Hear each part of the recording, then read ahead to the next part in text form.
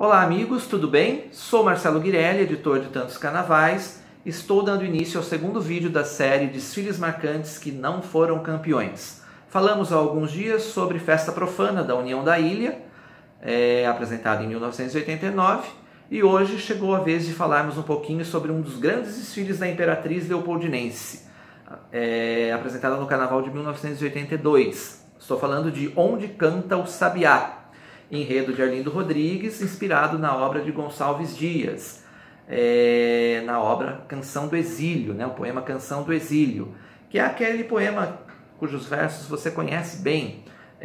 Minha terra tem palmeiras, onde canta o sabiá, as aves que aqui gorjeiam, não gorjeiam como lá. Mas ao contrário do Gonçalves Dias, Arlindo Rodrigues não ficou preso apenas às nossas verdes matas, chuês e cascatas, conforme a letra do belo samba de Dominguinhos do Estácio, do Ninho Professor e Darcy do Nascimento abordava muito bem, né? O Arlindo fez da presença dos negros, brancos e índios a riqueza maior do seu enredo, mostrando o folclore, os ritos e rituais, né? Especialmente o candomblé, que era uma parte muito densa do enredo, o folclore, na parte do folclore, as cavalhadas, aliás, representadas com um carro dos mais bonitos de todo o desfile do ano. Com um investimento muito alto feito pelo Luizinho Drummond, a escola gastou cerca de 50 milhões de cruzeiros naquele ano, que trazido para os valores atuais dariam impressionantes 6 milhões de reais, quase 6 milhões de reais. Aí eu fico pensando, né, qual escola gasta 6 milhões, tem a possibilidade de gastar 6 milhões de reais nos dias de hoje, né? Então, aí vocês têm uma ideia do quão caro foi esse carnaval. Foi o carnaval mais caro daquele ano, e a Imperatriz desfilou toda emplumada, né, com uma riqueza enorme de penas de pavão, que aliás era uma das características do Arlindo, né? O Arlindo não economizava, não. Ele gostava de usar os melhores tecidos, e ele gostava sempre de usar o melhor para a sua escola, além de toda a criatividade, todo o brilho artístico que fazia parte do seu arsenal, que ele dominava muito bem, né?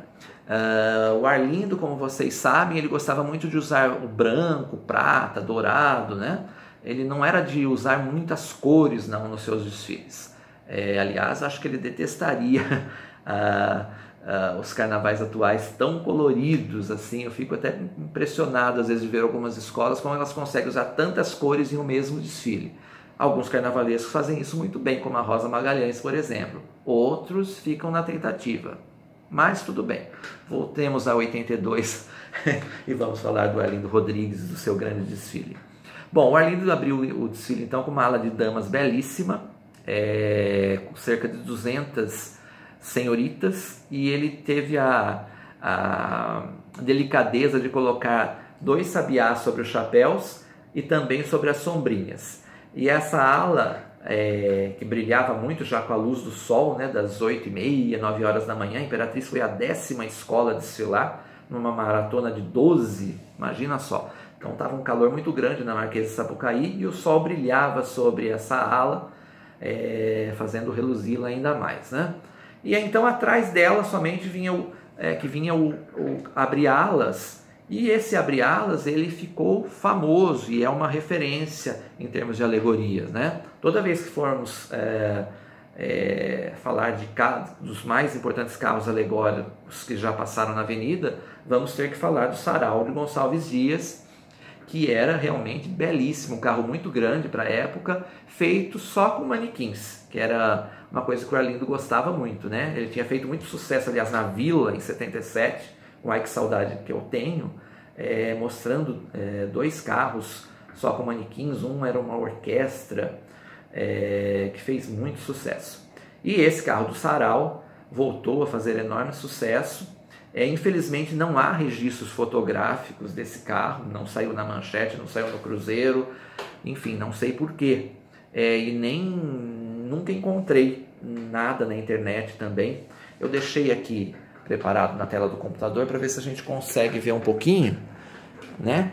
Que essa é da transmissão da TV. Talvez dê para vocês observarem aí os detalhes do Gonçalves Dias, então, declamando pela primeira vez esse poema, Canção do Exílio, que era exatamente a representação desse carro, né? Atrás do carro vinham então alas de índios muito variadas, quase todas com penas de pavão em abundância, e depois o Arlindo então mostrava o branco, negro, com destaque para os rituais, para o folclore, e chegando no carro das cavalhadas, que eu já comentei, que aliás tinha um trabalho de espelho na parte de trás, que não foi tão bem mostrado pela TV, mas que era assim um trabalho belíssimo, requintado, e que fazia, com o sol batendo, realmente aquilo enchia os olhos da gente, né? O desfile terminou com uma ala das baianas também belíssima, que foi até retratada no desfile de 2009 da Rosa, né? Ela se inspirou nessa ala de baianas para fazer uma das alas de baianas naquele carnaval, e realmente chamou muita atenção, que era uma ala muito grande, com cerca de 150 senhoras.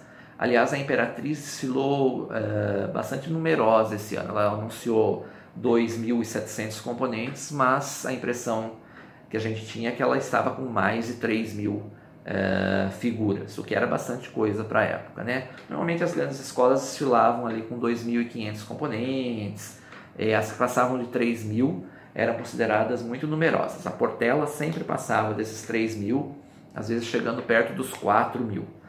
E aí virava às vezes uma correria, né? Porque eram 70 minutos apenas de desfile, mas também tinha aquele chorinho, não era tão rígida a cronometragem não, às vezes passava um pouquinho e as coisas não tinha aqueles cronômetros que temos hoje, enfim, então a coisa conseguia ser driblada aí no regulamento. Mas falando em regulamento, foi exatamente o regulamento que impossibilitou a Imperatriz de conquistar o seu tricampeonato, né? O primeiro tricampeonato da sua história, que seria o tetra do Arlindo Rodrigues, já que ele tinha sido campeão em 79 pela Mocidade. Acontece que naquele ano a Rio Tour decidiu que não poderia haver figuras vivas, aliás era esse mesmo termo usado no regulamento, a proibição de figuras vivas sobre os carros alegóricos, o que até resultou numa frase interessante do Joãozinho 30 às vésperas do Carnaval, que disse que ia encher então as alegorias da Beija-Flor de defuntos, já que não podia ter figuras vivas. Mas o fato é que a direção da Beija-Flor, da Imperatriz, não acreditou que o regulamento fosse levado a sério. E a Unidos de São Carlos, que estava voltando ao grupo principal, a pobre Unidos de São Carlos, atual Estácio de Sá, né? Unidos de São Carlos, aliás, também foi na linha da Imperatriz e da Beija-Flor e colocou figuras vivas sobre os carros. E além disso, o regulamento também proibia um número maior de 3 carros. Então, a Imperatriz e a Beija-Flor colocaram muitos quadripés, tripés, né? E as outras escolas não. Só a Unidos de São Carlos, conforme já disse. Mas a Portela, a Ilha, a Mocidade, enfim, todas as demais cumpriram à risca o regulamento.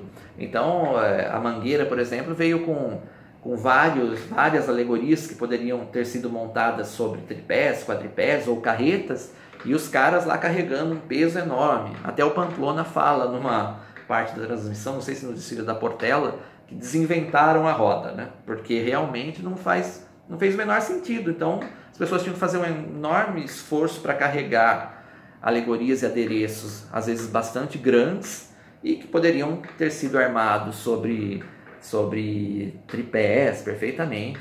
Daria inclusive mais agilidade à evolução da escola, né?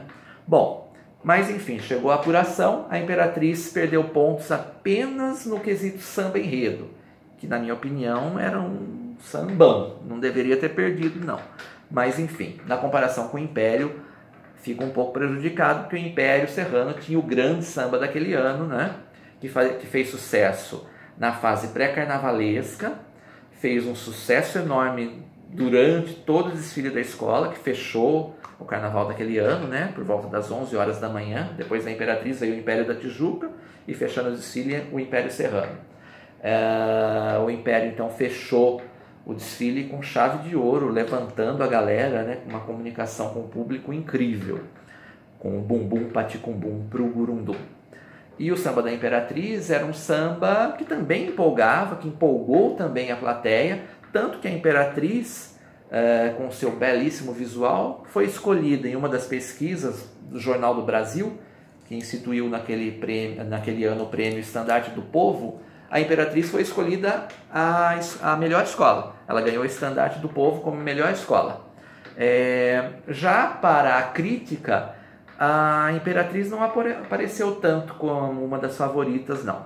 A crítica foi quase unânime em relação ao Império Serrano, né? A crítica elegeu o Império Serrano como a escola do ano,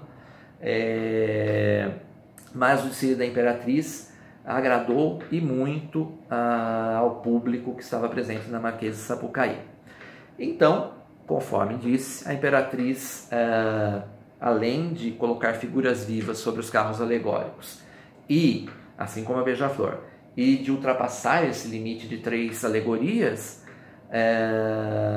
então ela acabou na apuração perdendo 3 pontos de cada jogador do quesito alegorias e adereços, o que causou uma revolta no Luizinho e também a Beija-Flor, que também perdeu, tinha tirado 10 e 10, acabou a nota caindo para 7,7, como a Imperatriz. Acabou causando uma revolta ali durante a apuração, porque tanto o Luizinho quanto o Anísio, eles declaravam que os pontos tinham sido tirados pela Rio Tour e não pelo júri. Então eles ameaçavam entrar com uma ação, né, para reverter o resultado e tal, mas nada disso aconteceu. A Imperatriz somou 182 pontos, ficando em terceiro lugar. Império Serrano em primeiro com 187, Portela em segundo com 185. Bom, aí você faz a conta. Como a Imperatriz perdeu 6 pontos em alegorias, 3 de cada jogador, se ela somasse esses 6 pontos, ela faria 188 pontos, ficando então classificada em primeiro lugar, deixando o Império Serrano em segundo. Bom, mas não foi isso que aconteceu. A Imperatriz acabou ficando em terceiro lugar, portanto, e aí ganhou algumas páginas. Eu até me lembro, quando eu era criança, lendo a revista Manchete de 82, que aliás eu fiz um vídeo sobre as revistas Manchete, né, com o título de Aconteceu no Carnaval Virou Manchete. Essa era uma das revistas que eu lia na casa da minha avó e eu achava espantoso porque eu não entendia a expressão campeã moral. E uma das páginas da Manchete dizia: Imperatriz Leopoldinense, a campeã moral do Carnaval de 82. E eu demorei anos para descobrir o que era campeã moral. Naquela época eu pensava, nossa, será que campeã moral também é campeã? Enfim, coisas de criança. Mas a Imperatriz então fez esse grande desfile, com esse enredo Onde Canta o Sabiá de Arlindo Rodrigues. Não foi campeã, mas o desfile foi certamente marcante. Eu creio que ele mereça muito estar aqui no nosso quadro Desfiles Marcantes que Não Foram Campeões. Sem desmerecer a vitória do Império, que é histórica na minha opinião. O desfile é enlouquecedor. Eu tinha um professor de artes que me lembro bem dele falar sobre isso, sobre esse desfile do Império, e comentar ao lado da esposa dele, que a esposa dele disse que ficou morrendo de medo das arquibancadas caírem naquele ano, porque elas tremiam com a passagem do Império, especialmente na hora do refrão, né? Bom, mas é isso. Por enquanto, fico por aqui com esse segundo desfile da série. Falei só um pouco sobre o desfile, não dá para falar sobre tudo, já passamos do tempo. Então vocês deixem aí os seus comentários, se vocês gostaram, conhecem esse desfile, se acharam justo o terceiro lugar, esse regulamento estranho de 82, o que vocês acharam dele? Só para antes de terminar, lembrar que esse desfile marcou a estreia da porta-bandeira Maria Helena na escola, né? Ela veio da ilha e estreou como primeira porta-bandeira, já garantindo nota máxima. Naquele ano, o quesito mestre-sala e porta-bandeira valia 5 pontos, né, de cada jogador, e ela tirou as 2 notas 5, então, naquele ano desfilando ao lado do mestre-sala Bagdá. Certo? Por enquanto é isso, um grande abraço e até o próximo vídeo.